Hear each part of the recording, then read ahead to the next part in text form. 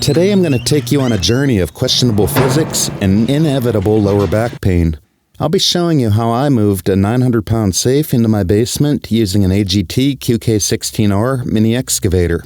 It's a machine designed for digging holes, but today its primary function is to relocate a safe to a safe place. See what I did there? Before we proceed, a brief word from the legal department, or at least the voice in my head that sounds like one.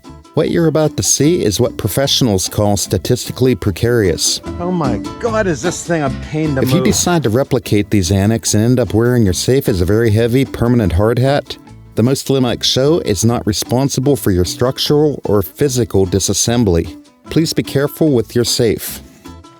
So in case you're wondering, this is a steel box, obviously. It's made out of 1/2-inch thick steel plate, and there's about 45 square feet, not counting the hinges or these little straps here. This safe, if you want to call it one, measures 26 by 26 by 48 inches. It's built from 1/2-inch steel plate featuring a lovely diamond plate interior. I've added some angle iron supports, a latch for a padlock, and a shelf that I folded out of 1/8-inch thick aluminum. Mostly because I enjoy making things heavier. Based on my math, which is roughly 20.4 pounds per square foot, the carcass alone is 884 pounds. Throw in the welds and my various upgrades, and we're rounding up to a nice round 900 pounds. I originally built this monstrosity at a former workplace to keep our community tools from wandering off. Since that place closed down, they essentially let me adopt it. It spent its retirement getting in the way in my garage, so it's time to move it to the basement to secure my things. The plan is to get this beast on its back, which is exactly how I'm going to feel at the end of the day. I have the excavator sitting on the sidelines while lowering the safe on its back out of fear that the safe might try to take the machine with it if it tips. Instead, I'm using a cherry picker, also known as an engine crane for those who prefer a more mechanical terminology. I've previously installed an eye-bolt, which allows us to connect the crane to the safe using a clevis. To get the tilt started, I'll hoist the safe up about 8 inches, shove a block under one side, and then lower it so it's leaning like it's had one too many.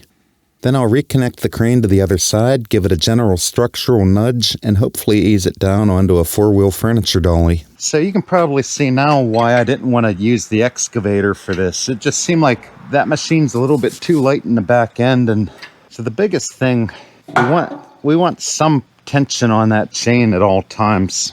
I can let it a little bit down so it gives it room to move. We want it to start trending toward me. And above all things, just stay clear of it in case it does something stupid. And I'm gonna pull. Get it past its center. Like that. That's exactly what we want. That's exactly what we want. So now I can get rid of my block. I'm gonna get it to where it's kind of centered. I'm gonna put these blocks across again. Now we should be able to let it down. All right, so I'm gonna let it down slowly. I said slowly. Okay, we got another problem here. Okay, so I got this piece of C-channel. That's all I could find in the pressured situation that we're in.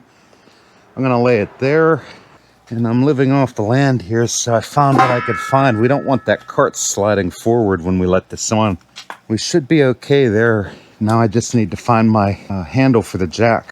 Freaking handle to that jack. It took me 10 minutes to find the darn thing. I mean, I had it like a minute before. All right, let's lower this thing down, and it should go gracefully. Nothing to be alarmed about. Well, now we have something to be alarmed about. This is going to be sketchy a little bit. Let's get this out of here. We don't need it anymore. We're going to have to nudge forward a little bit. I don't want my fingers under there when I do that. So let's lower it down. Oh, okay, we're good. It did it by itself. We're not centered too bad underneath. I think we're going to be okay, because that end's going to go first anyhow. Now the plan is to wheel this 900-pound safe toward the basement. I suspect this weight exceeds the dolly's rated capacity by a margin best described as a whole hell of a lot. But don't worry, it's in the name of science. Using nothing but sheer willpower and mountain biker thighs, I've successfully muscled it to the threshold of the Bilco doors. The goal now is to get it halfway across the threshold, hook up the mini excavator boom, and then nudge it until it teeters over the steps. From there, we'll ease it down to the lower floor. Now let's talk for a minute about the excavator boom receiver hitch attachment.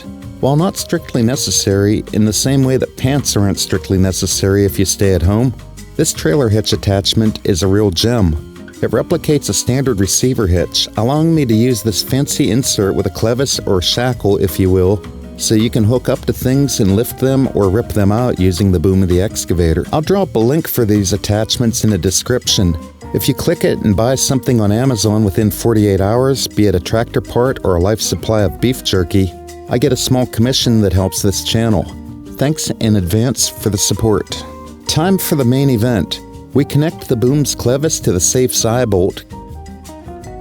Give it a little hello nudge to break the balance. There is no easy button on these, by the way. I'm getting ready to drop that plow as soon as it starts to take off, if it does take off.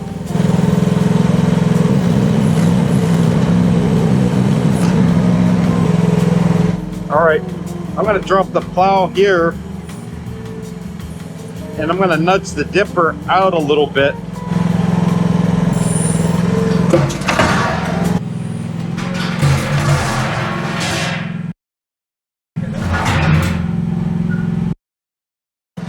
Okay,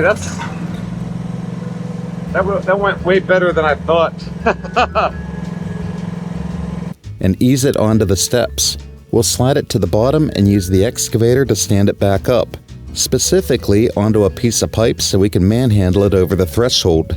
And hopefully we won't hideously disfigure the floor or my pride in the process. Surprisingly, things are going about as smoothly as a one-man show can go.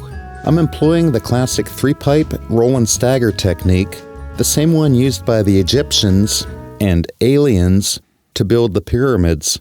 And hopefully, using this technique, the safe can safely reach its final resting place, a 24-inch square patio block. If you enjoyed watching me tempt gravity, give this a thumbs up and consider subscribing. Check out the Mini Excavator playlist for more videos on accessories, repairs, and general mechanical shenanigans.